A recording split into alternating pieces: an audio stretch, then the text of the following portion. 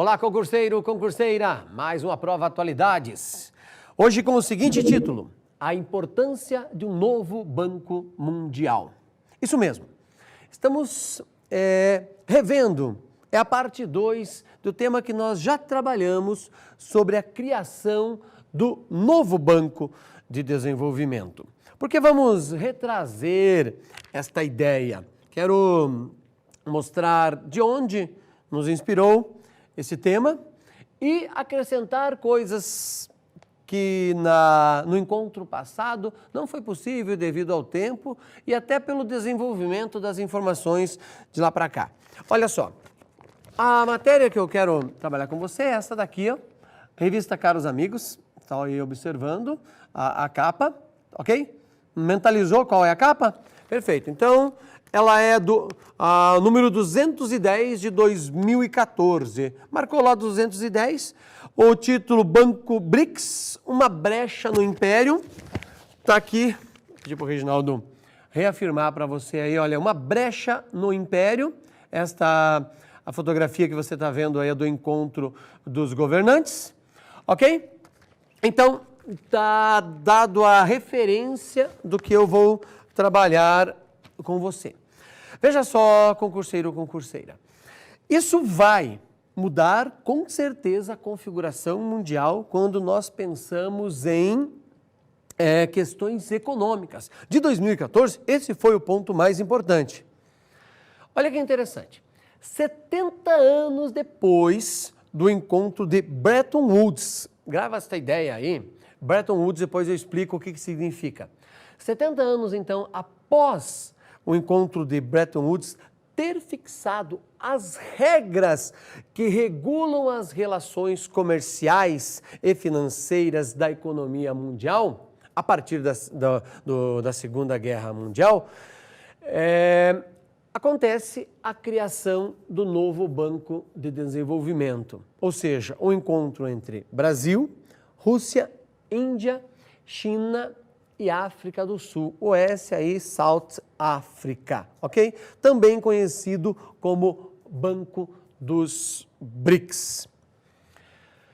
Esta ideia é interessante e a própria revista dá a manchete uma brecha no Império, dizendo que esse encontro que aconteceu em 44, quando se lançou o projeto de Bretton Woods, quando os países ricos passaram a dominar o planeta, que o dólar foi imposto como moeda mundial. Nós vivemos hoje a sensação que o dólar sempre foi uma moeda internacional.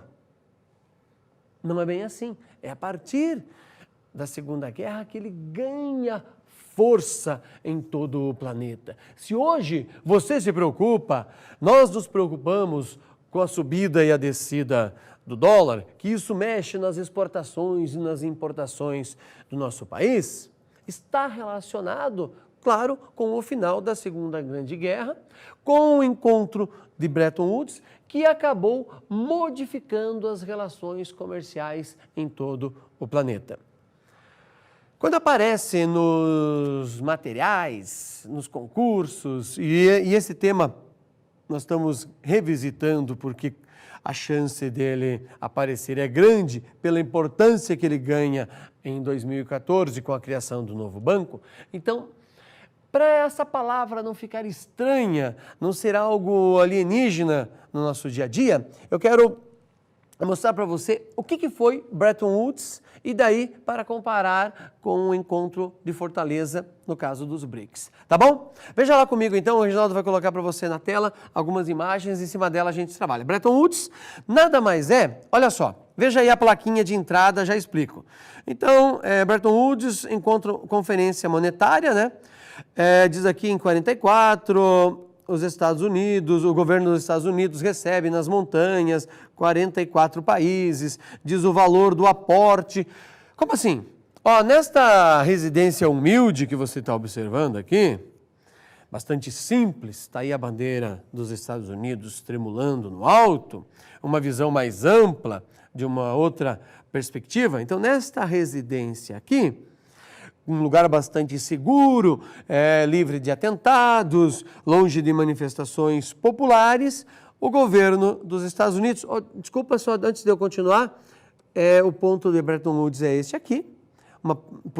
A segurança é fácil numa parte estratégica como essa. Alto de montanhas sempre foi usada para questões de segurança, então toda esta área desta montanha aqui é fácil para você manter a segurança.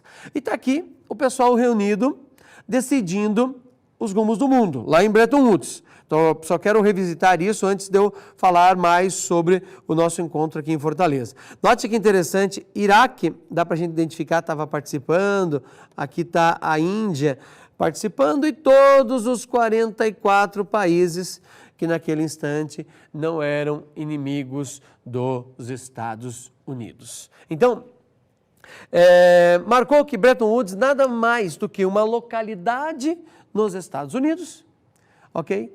Ao norte de Nova York, pensa onde que está Nova York, o estado. Então, ao norte é a localização deste resort, deste local que foi possível fazer a segurança e daí esta reunião. E a partir desse momento, impor as regras de como o dinheiro seria emprestado no mundo, como seria a reconstrução do planeta, os destruídos na Segunda Guerra Mundial, e também,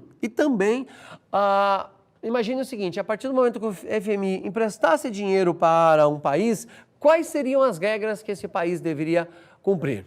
E comentamos isso na vez anterior, entre elas está relacionado, por exemplo, à austeridade, menos gasto público, ou seja, enxugar a máquina pública, por exemplo, é uma das broncas que o FMI sempre impõe e vem isso a partir de Bretton Woods. No caso de Fortaleza, o encontro que eu estou falando aqui, baseado na revista Caros Amigos, que aconteceu agora em 2014, em julho de 2014, olha só, os países que fazem parte deste bloco entraram então com um aporte de 50 bilhões de dólares, mas com a autorização de se chegar a 100 bilhões, ok? Então isso é um organismo financeiro multilateral. Um organismo financeiro multilateral. Multilateral por quê? BRICS, Brasil, Rússia, Índia, China e África do Sul. E ele tem a pretensão de surgir com uma nova força no cenário mundial, o que justifica a manchete da revista, uma brecha no império.